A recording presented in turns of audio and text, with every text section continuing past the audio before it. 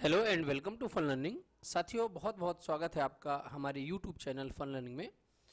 साथियों, जो हमारी मध्य प्रदेश की सीरीज चल रही है, जो कि एमपी में या मध्य प्रदेश में होने वाले सभी एग्ज़ामों को देखते हुए बनाई जा रही है, उसमें आज हम एक और महत्वपूर्ण टॉपिक लेकर आए हैं, मध्य प्रदेश के राज्यपाल, गवर्नर्स ऑफ मध्य प्रदेश। आज हम जानेंगे कि मध्य प्रदेश के गठन से लेकर के अभी तक में कितने राज्यपाल गठित हो चुके हैं मध्य प्रदेश के अंदर, और वर्तमान में कौन से नंबर के राज्यपाल ने अभी अभी प्रभार ग्रहण किया है। साथियों, आज का टॉपिक स्टार्ट करने से पहले हमने अपने पिछले वीडियो में आपसे एक क्वेश्चन पूछा था, जिसका आंसर बहुत सारे बच्चों ने कमेंट करके बहुत अच्छे तरीके से दिया था।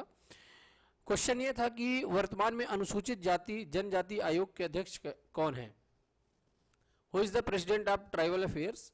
तो उसका जो आंसर था साथियों, श्री नरेंद्र मरावी जी था। चलिए आज का टॉपिक स्टार्ट करते हैं। जैसा कि आप जानते हैं कि जैसे भी हम कोई भी टॉपिक छोटा हो या बड़ा हो जब भी लेके आते हैं, तो उसके लास्ट में एक महत्वपूर्ण टेस्ट भी लेके आते हैं, जिससे ये हम जानने की कोशिश करते हैं कि हमने कितना अच्छा सीखा है। साथियों, जैसा कि आप जानते हैं कि हर स्टेट में एक गवर्नर होता है जिसको राष्ट्रपति अपॉइंट करता है। किसी भी राज्य के राज्यपाल की नियुक्ति साथियों अनुच्छेद 155 के तहत होती है, और वो जो देश का राष्ट्रपति होता है वो उसके द्वारा की जाती है। तो राज्यपाल जो है राष्ट्रपति के बाद, जैसे हमारे देश में सबसे प्रमुख पद होता है श्री राष्ट्रपति साहब का, उसी तरह से हर स्टेट में जो प्रशासनिक तौर पे मेन पद होता है वो होता है राज्यपाल का, गवर्नर का।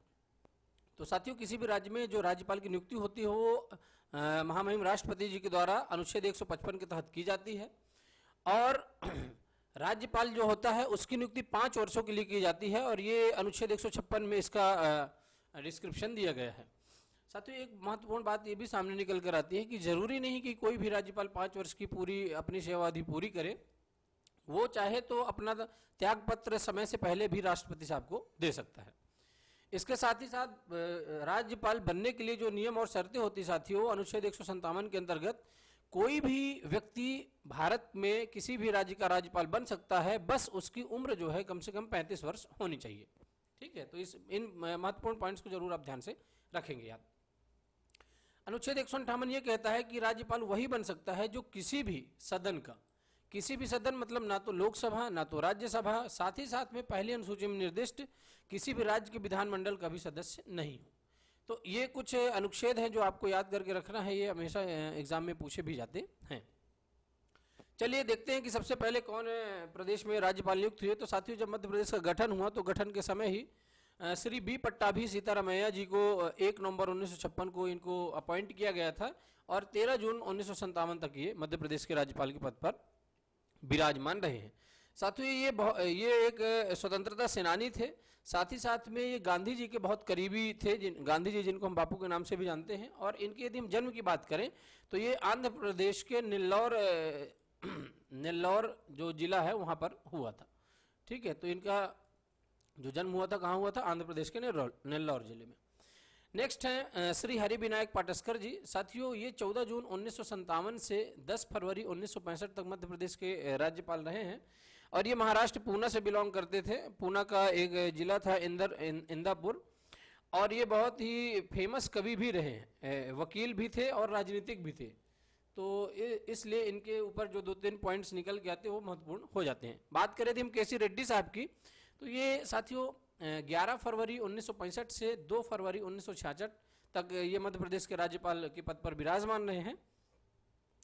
और इनके बारे में आपको ये जानना चाहिए कि ये कर्नाटका के प्रथम मुख्यमंत्री रहे हैं। ठीक है ना, तो जब कर्नाटका बना और कर्नाटका की जब इलेक्शन हुए और पहले मुख्यमंत्री की बात आई तो श्री केसी रेड्डी साहब जी ही प्रथम मुख्यमंत्री रहे हैं। और ये वोक्कलिंगा परिवार से आते हैं। वहाँ पर 2 चलते हैं परिवार, वोक्कलिंगा और एक और है, तो ये वोक्कलिंगा परिवार से आते हैं। ठीक है, जस्टिस पीवी दीक्षित ये एक्टिंग चीफ जस्टिस थे, और ये 3 फरवरी 1966 से 9 फरवरी 1966 तक मध्य प्रदेश के राज्यपाल के पद पर विराजमान रहे हैं। फिर आती बात केसी रेड्डी साहब की। तो केसी रेड्डी साहब 10 फरवरी 1966 से 7 मार्च 1971 तक मध्य प्रदेश के राज्यपाल के पद पर विराजमान रहे। आप ये जानते हैं कि जो राज्यपाल होता है किसी भी प्रदेश का, जब कोई भी प्रदेश में कानून बनता है तो फाइनल जो सिग्नेचर होते हैं, जो अथॉरिटी, जो फाइनल अथॉरिटी होती है वो राज्यपाल ही होते हैं, गवर्नर ही होते हैं, उनके बाद ही वो नियम लागू हो पाता है। तो कर्नाटक के पहले मुख्यमंत्री थे, है ना, और केसी रेड्डी साहब, जैसा इनके बारे में हमने बता दिया, तो इस पॉइंट को जरूर आप अच्छे तरीके से ध्यान करके रखेंगे। बात करें थी हम सत्यनारायण सिन्हा साहब की, तो ये 8 मार्च 1971 से 13 अक्टूबर 1977 तक रहे, और चित्र में इनको आप देख सकते हैं कि जो सिन्हा साहब थे वो किस तरह से दिखाई देते हैं। फिर आते हैं श्री निरंजन नाथ वांचू। निरंजन नाथ वांचू जी की यदि हम बात करें तो 14 अक्टूबर 1977 से 16 अगस्त 1978 तक मध्य प्रदेश के राज्यपाल के पद पर ये विराजमान रहे हैं। फिर आती बात चिप्पू दिरा मुनाथा पुनाचा साहब की, तो इनकी जो नियुक्ति हुई थी साथियों वो 17 अगस्त 1978 को हुई थी, और तब से लेकर के 1980 तक 29 अप्रैल तक ये विराजमान इस पद पर रहे। बात करें यदि भगवत दयाल शर्मा साहब की, तो ये 30 अप्रैल 1980 को नियुक्त हुए थे और 25 मई 1981 तक रहे, और भगवत दयाल शर्मा जी हरियाणा के पहले सीएम भी थे। तो जैसे कर्नाटक के केसी रेड्डी साहब थे, तो ये कहाँ के थे, ये हरियाणा के पहले सीएम थे भगवत दयाल शर्मा साहब, ठीक है ना। तो इस बात को भी आप अच्छे तरीके से याद करके रख लेंगे। ये बड़े ही पॉपुलर व्यक्ति थे और इनको पंडित जी के नाम से भी जाना जाता था। बात करें थे हम जीपी सिंह की, तो ये एक्टिंग चीफ जस्टिस रहे एमपी के हाई कोर्ट के, और 26 मई 1981 से 9 जुलाई 1981 तक ये पदभार इन्होंने संभाला, और एमपी के चीफ जस्टिस के साथ साथ लोकायुक्त ग्रीन ट्रिब्यूनल में भी इनको पद के पद पर ये विराजमान रहे हैं। भगवत दयाल शर्मा जी को फिर से रिपीट किया गया, और 10 जुलाई 1981 से 20 सितंबर 1983 तक इनको फिर से यहाँ का बनाया गया राज्यपाल। इसके बाद जस्टिस जीपी सिन्हा फिर से रिपीट हुए, और 21 सितंबर 1983 से 7 अक्टूबर 1983 तक इनको जो है तो बनाया गया। अगेन भगवत दयाल शर्मा जी को रिपीट किया गया, और 8 अक्टूबर 1983 से 14 मई 1984 तक ये रहे। बात करें यदि हम केएम चांडी साहब की, तो ये 15 मई 1984 से 30 नवंबर 1987 तक मध्य प्रदेश के राज्यपाल के पद पर विराजमान रहे। और केएम चांडी साहब ये केरल के थे और कोट्टायम जिले से बिलोंग करते थे, केरल के, ठीक है ना। जस्टिस नारायण दत्त ओझा या एनडी ओझा ये एक्टिंग चीफ जस्टिस थे, और ये एमपी के चीफ जस्टिस थे, तथा ये इलाहाबाद में भी पहले ये पदस्थ रहे हैं चीफ जस्टिस के रूप में। केएम चांडी साहब 30 सितंबर 1987 से 30 मार्च 1989 तक ये विराजमान रहे। साथियों एक बात जरूर आपको याद रखना पड़ेगा कि as it is point to point पूछता है। अक्सर लोग कंफ्यूज हो जाते हैं, कभी कभी होता क्या है कि कोई भी बीच से एक क्वेश्चन उठा के किसी के नाम के बारे में पूछ लेता है, और मोस्टली होता क्या है कि आदमी जो पढ़ता है तो शुरू का और लास्ट का ज़्यादा याद रखता है। चलिए अगले बिंदु पे आते हैं। श्रीमती सरला अग्रवाल जी नेक्स्ट राज्यपाल रही हैं, और ये 31 मार्च 1989 से 5 फरवरी 1990 तक ये रही हैं, और ये पूरे देश में सेकेंड IAS रही हैं। पहली IAS को छोड़ दिया जाए तो दूसरे नंबर की IAS पूरे इंडिया में रही हैं, और ये राजीव गांधी जब प्रधानमंत्री थे तो उनकी चीफ सेक्रेटरी जो है तो ये रही हैं राजीव जी के टाइम पे। तो इन बिंदुओं को जरूर आप इनके रिलेट करके रखें। कुंवर महमूद अली खान साहब की यदि हम बात करें साथियों, तो 6 फरवरी 1990 से 23 जून 1993 तक ये मध्य प्रदेश के राज्यपाल रहे हैं, और ये मेरठ यूपी से जोगीपुरा गांव से बिलोंग करते थे। बात करें डॉक्टर मोहम्मद शफीक कुरैशी साहब की, तो जो शफीक कुरैशी साहब थे ये जम्मू कश्मीर से थे, तथा ये खिलाड़ी भी रहे हैं, है ना। शफीक कुरैशी साहब देख सकते हैं आप चित्र में, इनको हंसता हुआ चेहरा इनका दिखाई दे रहा है, और ये खिलाड़ी भी थे। साथ ही साथ में जम्मू कश्मीर में कांग्रेस की स्थापना के लिए इन्हीं को माना जाता है।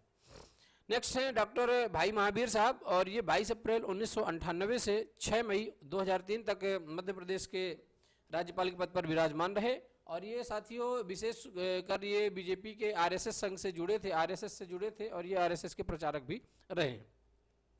बात आती है राम प्रकाश गुप्ता जी की, तो ये 7 मई 2003 से 1 मई 2004 तक रहे राम प्रकाश गुप्ता जी, जैसे कि आप चित्र में देख सकते हैं, और ये यूपी के CM भी थे जो झांसी से बिलोंग करते थे उत्तर प्रदेश में। नेक्स्ट है लेफ्टिनेंट जनरल कृष्ण मोहन सेठ। साथियों ये 2 मई 2004 से 29 जून 2004 तक रहे, और कृष्ण मोहन सेठ जी इलाहाबाद से बिलोंग करते थे। साथ ही साथ में ये इनके 2 बच्चे थे, और वो भी दोनों ही लेफ्टिनेंट के पद पर विराजमान रहे। अब बात आती है डॉक्टर बलराम जाखड़ की, तो साथियों ये पंजाब से बिलोंग करते हैं, और पंजाब के CM भी रहे हैं, और साथ ही साथ में पूर्व लोकसभा अध्यक्ष भी ये रह चुके हैं। नेक्स्ट है श्री रामेश्वर ठाकुर, ये 30 जून 2009 से 7 सितंबर 2011 तक मध्य प्रदेश के राज्यपाल के पद पर विराजमान रहे हैं और ये झारखंड के गोड्डा जिला से आते हैं, झारखंड के गोड्डा जिला से आते हैं।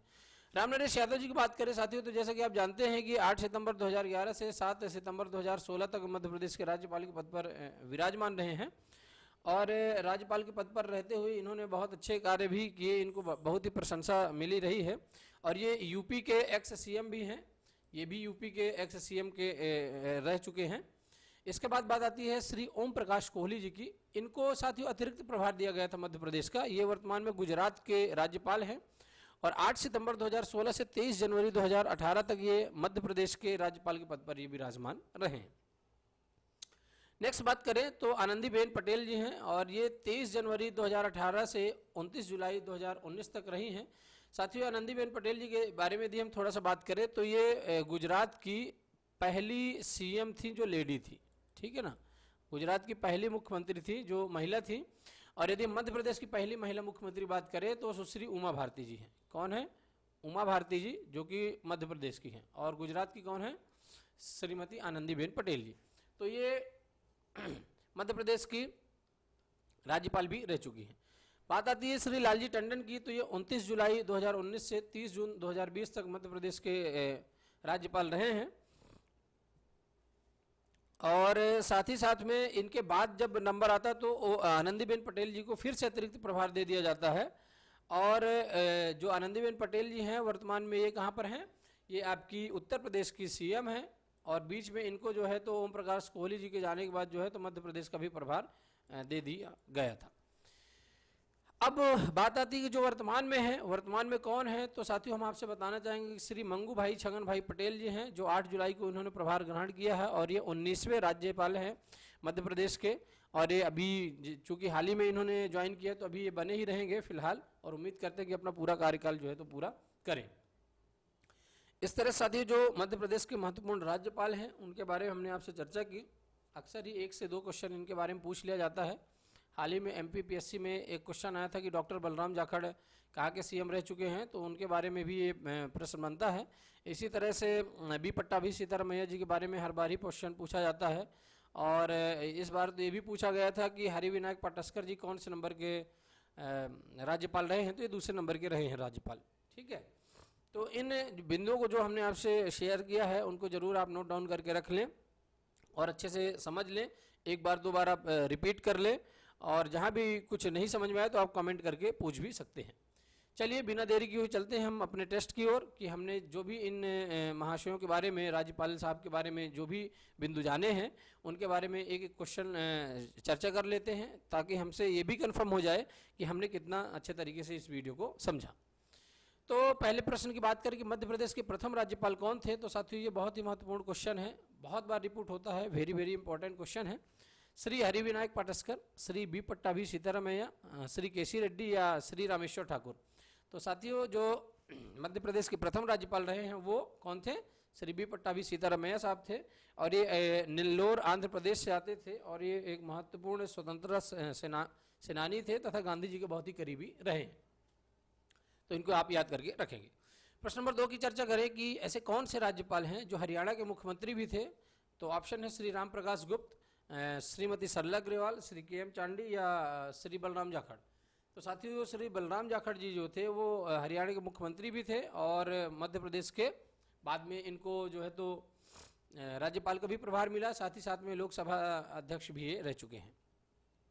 प्रश्न नंबर 3 की चर्चा करें कि मध्य प्रदेश के दूसरे राज्यपाल का क्या नाम है, तो अब जैसा कि आप वीडियो में आपने देखा ही है कि हमने इनके बारे में चर्चा की, तो इनका आंसर आपको याद ही होगा। ऑप्शन है श्रीमती सरला अग्रवाल, श्री रामेश्वर ठाकुर, श्री KM चांडी या श्री हरिविनायक पाटस्कर। तो सीधा सा आंसर यही निकल के आता है कि श्री हरिविनायक पाटस्कर जी जो थे वो मध्य प्रदेश के दूसरे राज्यपाल रहे हैं। प्रश्न नंबर 4 की चर्चा करें कि वर्तमान में मध्य प्रदेश के राज्यपाल कौन हैं, अभी रिसेंट में जो है मध्य प्रदेश के राज्यपाल कौन हैं। तो ऑप्शन है बी पट्टाभी सीतारमैया, श्री राम प्रकाश गुप्त, श्री रामनरेश यादव या मंगू भाई पटेल। तो साथियों जो वर्तमान में हो श्री मंगू भाई छगन भाई पटेल हैं और इन्होंने 8 जुलाई को हाल ही में ज्वाइन किया है। बी पट्टाभी सीतारमैया जी की बात करें तो ये साथियों प्रथम राज्यपाल थे मध्य प्रदेश के और रामनरेश यादव जी जो थे वो एक्स सीएम रहे हैं यूपी के, साथ ही साथ में एमपी के राज्यपाल भी रहे हैं। और श्री राम प्रकाश गुप्ता जी भी एक्स सीएम रहे हैं यूपी के, और मध्य प्रदेश के राज्यपाल भी ये रह चुके हैं। चलिए अगले क्वेश्चन की ओर बढ़ते हैं और देखते हैं कि कौन सा क्वेश्चन निकल कर आता है। मध्य प्रदेश की पहली महिला राज्यपाल का नाम क्या है? जो मध्य प्रदेश की पहली महिला राज्यपाल हैं वो कौन है? ऑप्शन 4 आपके सामने हैं। सुश्री सरला अग्रवाल, श्री आनंदीबेन पटेल, या सरोजनी नायडू, या आपके कोई नहीं इनमें से।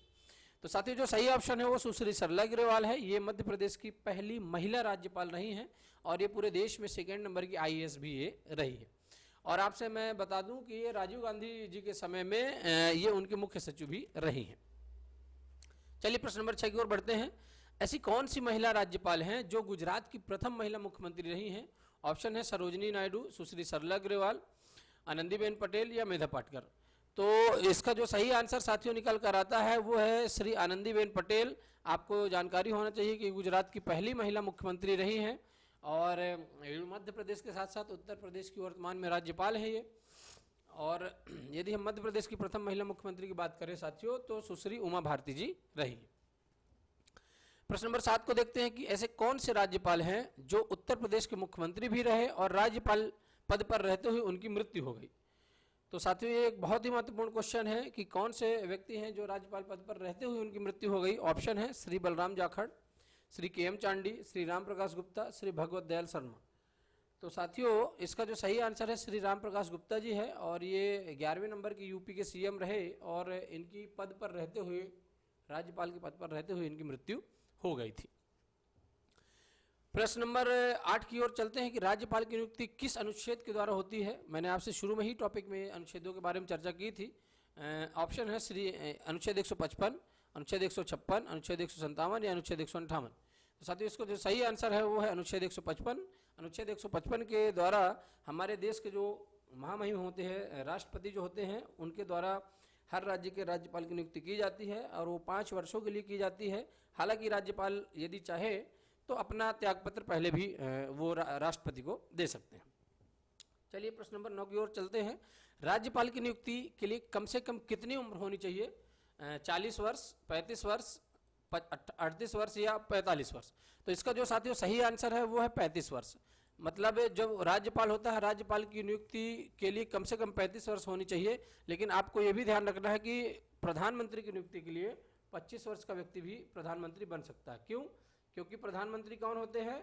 मेंबर ऑफ पार्लियामेंट, एमपी होते हैं, जिनको हम सांसद के नाम से जानते हैं। और प्रधानमंत्री श्री मोदी भी एमपी ही हैं। और कहाँ से हैं वो उत्तर प्रदेश के वाराणसी से हैं। ठीक है ना? तो ये आप जरूर याद करके रखेंगे। नेक्स्ट क्वेश्चन आता है और इस टॉपिक का लास्ट क्वेश्चन है संभवतः ये। राज्यपाल अपना त्यागपत्र अनुच्छेद 156 के 2 के तहत किसको सौंप सकते हैं? तो इसका जो सही आंसर है वो आपको बताना है।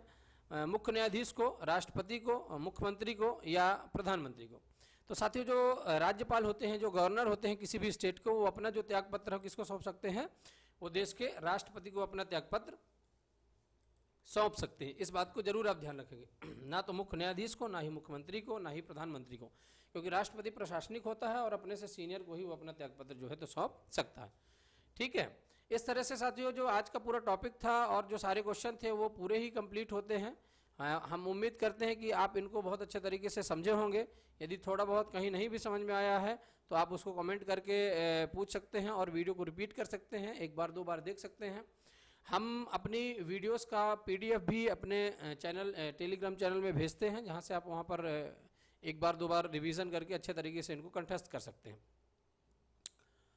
चलिए आज के क्वेश्चन की ओर बढ़ते हैं और देखते हैं कि आज का जो क्वेश्चन है वो कौन सा है। तो राज्यपाल को शपथ कौन दिलवाता है? राज्यपाल जो है उनको शपथ कौन दिलवाता है? तो इस क्वेश्चन का आंसर आपको कमेंट करके सही कमेंट करके अपना बताना है कि राज्यपाल को शपथ कौन दिलवाता है। भाई राष्ट्रपति तो नियुक्त कर दिया, अब उनको शपथ कौन दिलवाएगा? अब यदि राज्यपाल को अपना इस्तीफा देना है तो राष्ट्रपति को दे सकता है, लेकिन शपथ कौन दिलवाएगा? ये महत्वपूर्ण क्वेश्चन एक है जो कई बार एग्जाम में पूछा गया है। तो इसका आप आंसर सर्च करके बताएंगे कि कौन शपथ दिलवाता है। ठीक है, आपको हमारे वीडियोस पसंद आते हो, जानकारी आपको हमारी अच्छी लगती हो तो निश्चित रूप से आप हमारे सोशल मीडिया हैंडल्स को ज्वाइन कर सकते हैं, जहां पर हम समय समय पर अपडेट्स डालते रहते हैं। फेसबुक पेज है फन लर्निंग के नाम से, आप वहाँ पर जाकर ज्वाइन कर सकते हैं। इंस्टाग्राम है अनूप कुमार 11-12 के नाम से इंस्टाग्राम पेज है। टेलीग्राम चैनल है फन लर्निंग 11-12। साथियों, ऐसे ही मज़ेदार और इंटरेस्टिंग वीडियो जिसमें कंटेंट बोलता है, कंटेंट जो इसमें डाला गया है, इन वीडियोस में जितना भी कंटेंट इनपुट किया गया है वो तमाम तरीके से ढूंढने के बाद, सही चीज़ें करने के बाद ही हम कंटेंट को इसमें पब्लिश करते हैं, ताकि आपको कोई भी गलती ना हो और आप जब एग्ज़ाम में बैठें या आपका अपना खुद का नॉलेज यदि इंक्रीज़ करना है तो जब आप पढ़ें इसको तो अच्छे तरीके से समझ सकें।